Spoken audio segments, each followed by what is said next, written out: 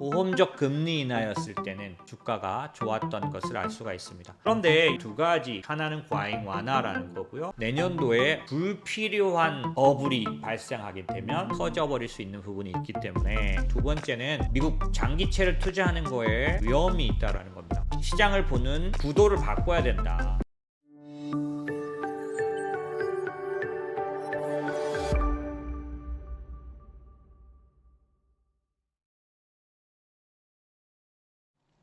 말씀드렸던 것처럼 제롬 파월은 예상을 깨고 B컷을 단행했습니다. 시장에 안도감을 주는 긍정적인 행동이었기 때문에 시장은 환영했고, 그래서 지금까지 44번째 신고가를 S&P 500이 갱신했을 겁니다. 지금은 그런 면에서 보면 상당히 낙관적인 시장입니다. 왜냐하면 대부분의 인하는 침체를 방어하고자 인하였기 때문에 지금처럼 실적 개선이 같이 나타났던 적은 없고요. 실적이 오히려 나빠지는 구간에 들어가 있던 인하 구간이었다면, 침체에 의해서 금리를 내린 게 아니라 둔화를 방어하기 위한 인슈어런스 컷, 보험적 금리 인하였을 때는, 그럴 땐 당연히 실적 개선이 뒤따라오기도 하는데, 그런 경우에 평균 주가는 보시는 것처럼 평균적으로 6개월 동안 10% 이상 상승했습니다. 그러니까 금리 인하를 하고 나서 상당 부분 주가가 좋았던 것을 알 수가 있습니다.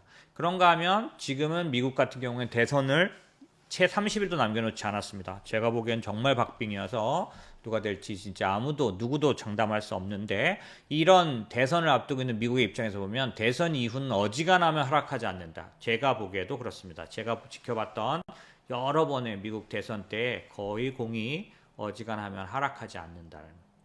그래서 다음에 5월까지는 거의 상승이나 이런 부분이 긍정적으로 반영되는 경우가 대부분 많았습니다. 자, 그래서 보시는 것처럼 지금 굉장히 낙관적인 시장으로 바라보는 게 맞습니다. 그래서 긍정적으로 바라보시고, 물론 지금 이란과 이스라엘의 전면전이 있기 때문에 일시적으로 상당히 또다시 유가가 급등하면서 위험은 다가올 수 있지만, 유가가 과거보다는 시장을 위협할 수 있는 그런 힘이 좀 약화된 상황입니다. 왜 그러냐면, 첫 번째는 과거 1, 2년 동안 거듭 말씀드렸지만 미국이 원유 생산국, 수출국이 되었다는 거. 생산국이야 물론 생산국이었는데 수출국이 됐습니다. 셰일을 개발하는 기술이 너무나 발전하고 있어서, 특별히 거기에 돈이 들어가면 기술은 빨리 발전하죠. 그래서 엑슨모빌이니 쉐브론이 이런 회사들이 셰일 회사들을 사들이면서 엄청난 양을 찾아낼 수 있게 됐다라고 말씀드렸죠. 그래서 원유에 관련된 생산량에서 성장을 함으로 해서 오펙에 의해서 흔들리지 않죠. 그 다음에 기본적으로 중국이 지금 엄청나게 주가 상승하고 부양하고 하고는 있지만 이게 언제 끝일지 모르죠. 그 다음에 과거와 같은 아주 큰 힘을 발휘하는 수요의 블랙홀, 그러니까 원유의 블랙홀로서의 중국이 아닙니다. 그래서 미국이 그래도 물가를 관리할 수 있었겠죠. 어쨌든 그런 것들이 전부 다 합쳐져서 이전에 전면전이 터졌을 때 유가가 150불까지 폭등할 수 있었다면, 지금은 지금보다 한 10불에서 20불 정도 더 올라가는 정도가 최악으로 보여지고 계산되고 있는 상태입니다. 물론 이것도 이제 뭐 단정적으로 말할 수 있는 내용은 아니지만, 기본적으로 수요가 확 떨어진 상황에서의 지정학적 리스크이기 때문에 아직까지는 시장을 못 괴롭히고 있고요. 어찌됐든 그런 상황들 때문에 기본적으로 지금은 시장이 낙관적인 무드 속에서 가고 있습니다. 그런데 이 속에서 우리가 주의를 기울여야 할 두 가지, 보이지 않지만 아주 중요한 위험이 있다는 거죠. 하나는 과잉 완화라는 거고요. 하나는 장기채권, 미국의 장기채 투자할 때 위험이 있다는 얘기입니다. 지금 B컷을 했을 때 시장이 굉장히 환영하고 시장에 긍정적인 영향을 끼치는 걸 지나서 너무 강하게 완화했을 때 문제가 될 수 있다는 얘기입니다. 이건 철저하게 제롬 파월에게 달려 있습니다. 연준의 회의록이 공개됐죠. 그 회의록이 공개됐더니 생각과는 다르게 한 명만 반대한 건 줄 알았는데 그게 아니라 꽤 여러 명이 반대했다. 50bp를 꽤 여러 명이 반대했다는 사실이 드러났죠. 결국 무슨 얘기냐면 파월 의장이 설득하고 밀어붙였다라는 걸 알 수가 있죠.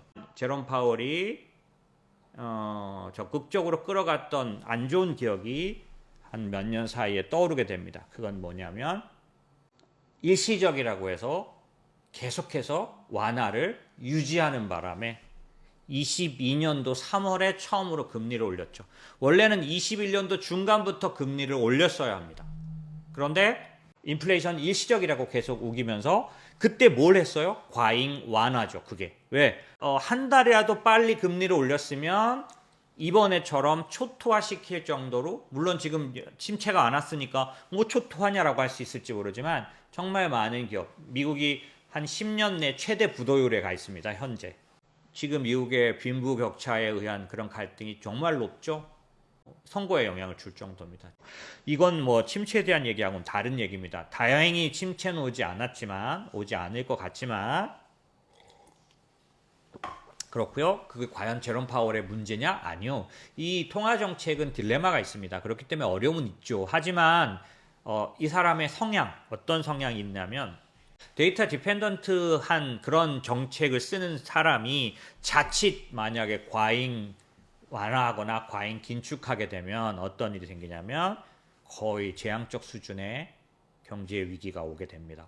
그런 면에서 지금은 아주 잘 넘어왔지만 왜? 재정 정책의 시대로 바뀌었기 때문에. 하지만 이제부터 잉태된 이 문제가 내년도에 엄청난 그런 과잉 완화로 인해서 불필요한 버블이 발생하게 되면 일찍 터져버릴 수 있는 부분이 있기 때문에 그런 부분들을 시장에 있는 저는 조심할 수밖에 없는 거죠. 그래서 일단 과잉 완화의 문제가 있고, 두 번째는 미국 장기채를 투자하는 거에 위험이 있다라는 겁니다.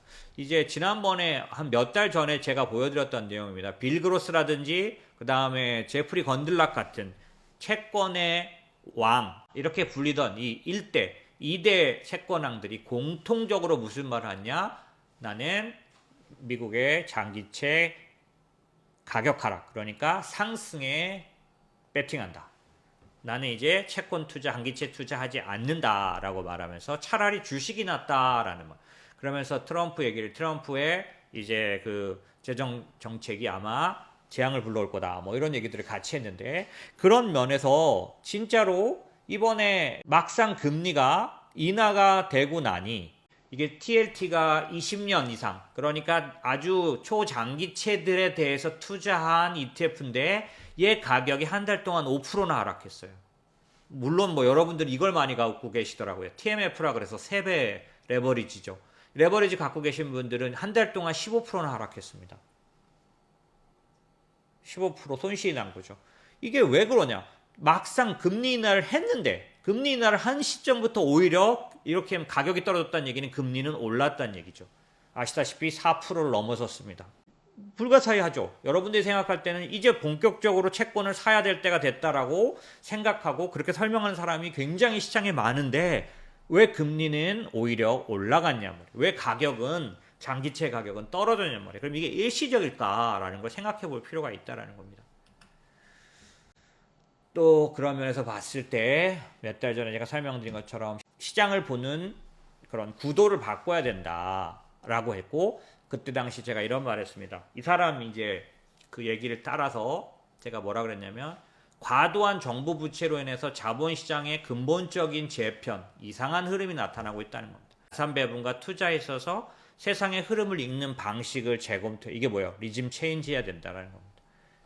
과거의 금리 인하기에 읽었던 뷰가 아니라 다른 눈으로 바라봐야 돼. 그럼 무슨 눈으로 바라봐야 되냐? 리즘 체인지, 어떤 리즘을 체인지해야 되냐라고 했을 때 제가 무슨 얘기했냐면 저성장 저물가 완화적 통화정책, 그리고 어떻게 보면 통화정책 중심의 정책이 이제는 고성장 고물가, 그 다음에 완화된 재정정책, 그러니까 재정정책 중심의 경제정책으로 리즘을 체인지해야 된다라는 거.